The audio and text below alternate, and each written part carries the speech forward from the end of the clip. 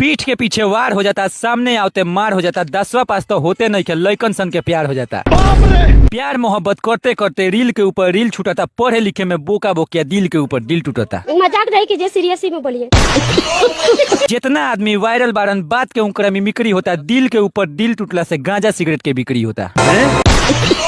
बुधिया पूरा बंद बा, जिंदगी भी पूरा झंड बा, एकनिये सन के कारण बा कि बिहार में दारू बंद बा। अरे साला भंटा गोभी कोई ना पूछी, दिन भर खाली आलू बेचाई, दिल इतना टूटत बा कि पेट्रोल ले ज्यादा दारू बेचाई।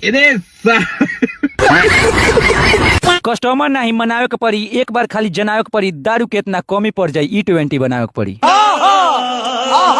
मन से नहीं ढीले के पड़ी, घरवा से अपना हिले के पड़ी, E20 बनावे खातिर एक बार नितिन गडकरी से मिले के पड़ी। बहुत सही वाला E20 दारू बनाई, आदमी पूरा हायर हो जाये, पुरानका आदमी जियते रहे, नौके आदमी एक्सपायर हो जाये। हम डिस्प्रेशन में अभी हैं।